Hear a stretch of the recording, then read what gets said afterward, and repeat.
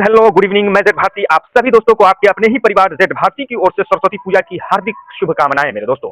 तो सबसे पहले ज्ञान की देवी सरस्वती के चरणों में नमन कर लेते हैं। आज का ये 5 से 6 मिनट का केमिस्ट्री का सेशन, जिसमें आप धातु, अधातु और इस पर आधारित ऐसे फैक्चुअल प्रश्नों को देखेंगे जो सारे के सारे एनसीईआरटी बेस्ड और प्रतियोगी परीक्षाओं में बार बार पूछे गए हैं। तो चलिए बिना समय बिताए प्रश्नों का आरंभ करते हैं। पहला प्रश्न है स्क्रीन पर, बताइए, गहरे समुद्र में गोताखोर किस गैस मिश्रण का उपयोग करता है? Oxygen plus nitrogen, oxygen plus carbon dioxide, oxygen plus helium, helium plus hydrogen. सही ऑप्शन हो जाएगा option C, oxygen plus helium का उपयोग गोताखोर समुद्र में जाने के लिए करता है। चलिए अगला प्रश्न देखते हैं।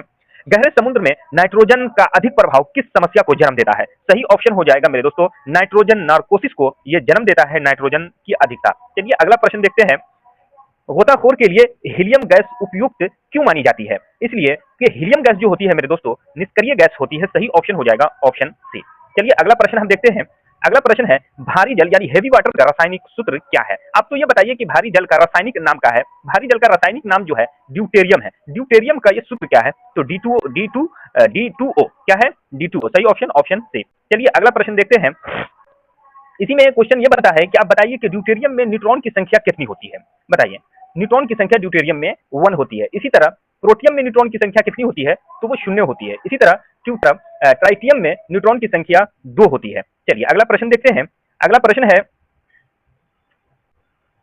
है, किस धातु में विद्युत चालकता सर्वाधिक होती है? विद्युत चालकता जो है किस धातु में सबसे ज्यादा होती है सर्वाधिक? तो वो चांदी है। सही ऑप्शन ऑप्शन बी।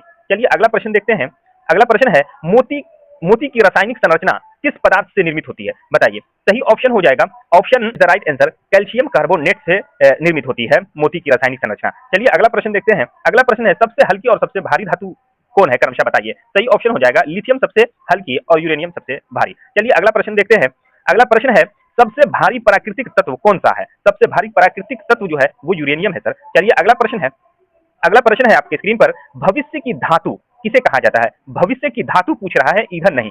तो सही ऑप्शन हो जाएगा टाइटेनियम जो है भविष्य की धातु है। अच्छा, भविष्य की ईंधन किसे बोलते हैं? भविष्य का ईंधन तो हाइड्रोजन को बोलते हैं, है ना। चलिए अगला प्रश्न देखते हैं। आतिशबाजी में बैरियम की उपस्थिति में कौन सा रंग उत्पन्न होता है? सही ऑप्शन हो जाएगा हरा, and option see the right answer, है ना। बैरियम की उपस्थिति के कारण आतिशबाजी से क्या होता है? हरा रंग उत्पन्न होता है ना। सेनेबार किसका अयस्क है?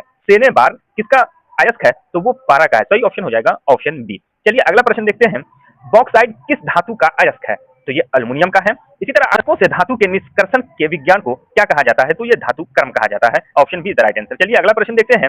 मानव शरीर में कॉपर की अधिकता से कौन सा रोग पैदा होता है? सही ऑप्शन है option be the right answer, है ना, विल्सन रोग उत्पन्न होता है। चलिए अगला प्रश्न देखते हैं। अगला, फोटो इलेक्ट्रिक सेल में किस धातु का प्रयोग किया जाता है? तो फोटो इलेक्ट्रिक में, है ना, सीजियम का उपयोग किया जाता है। चलिए अगला प्रश्न देखते हैं।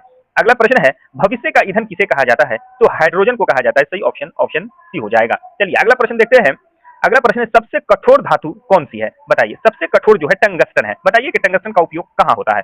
चलिए अगला प्रश्न देखिए। मोबाइल फोन की बैटरी में किस धातु का उपयोग? तो वो लिथियम का उपयोग होता है। चलिए अगला प्रश्न देखते हैं। अगला प्रश्न है, क्विक लाइम का रासायनिक नाम क्या है? सही ऑप्शन हो जाएगा कैल्शियम ऑक्साइड है। क्या है? Calcium oxide, CaO। चलिए अगला प्रश्न देखते हैं। अगला प्रश्न है, परमाणु घड़ी में टाइम कीपर के रूप में किस धातु का प्रयोग किया जाता है? टाइम कीपर के रूप में तो सीजियम का उपयोग किया जाता है। चलिए अगला प्रश्न देखते हैं। अगला प्रश्न है, त्वचा पर लगाई जाने वाली स्याही के निर्माण में किस रासायनिक यौगिक का प्रयोग किया जाता है? बताइए। आप जब इलेक्शन के लिए वोट डालने जाते होंगे तो, है ना, वोट डालने से पहले या बाद में आपकी उंगली पर क्या है? एक स्याही लगाई जाती है। वो किससे निर्मित होती है, बनी होती है? तो वो सिल्वर नाइट्रेट से बनी होती है। सही option option see the right answer. चलिए अगला प्रश्न देखते हैं।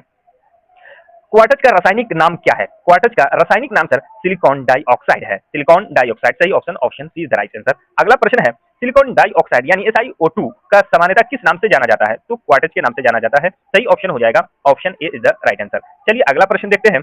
अगला प्रश्न है, कैल्शियम ऑक्साइड यानी CaO, इसी को तो बोलते हैं क्विक लाइम, के सामान्य भाषा में क्या कहा जाता है? तो क्विक लाइम कहा जाता है। सही ऑप्शन ऑप्शन बी। चलिए अगला प्रश्न देखते हैं। अगला प्रश्न है, वायुयानों के टायरों में कौन सी गैस भरी जाती है? है ना, वायुयान मतलब जहाज के जो टायर होते हैं उसमें कौन सी गैस भरी जाती है? तो वो नाइट्रोजन और हीलियम दोनों गैसें भरी जाती हैं। यहाँ नाइट्रोजन दिया हुआ है। सही ऑप्शन ऑप्शन सी हो जाएगा। चलिए अगला प्रश्न देखते हैं।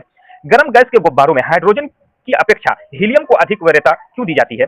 इसलिए कि हीलियम गैस जो है वायु के साथ विस्फोटक मिश्रण नहीं बनाती है। चलिए अगला प्रश्न हो जाएगा, आंसू गैस यानी आंसू गैस किसे कहते हैं? तो आंसू गैस जो है ऑप्शन बी अमोनिया अमोनिया को कहते हैं। चलिए अगला प्रश्न देखते हैं। अगला प्रश्न है भारी जल में हाइड्रोजन के स्थान पर कौन सा परमाणु होता है? तो वो ड्यूटेरियम होता है। चलिए अगला प्रश्न देखते हैं। अगला प्रश्न बताइए, भारी जल की खोज किस वैज्ञानिक ने की थी? भारी जल की खोज हेरोल्ड यूरो ने की थी सर। सही ऑप्शन ऑप्शन सी। चलिए अगला प्रश्न देखते हैं।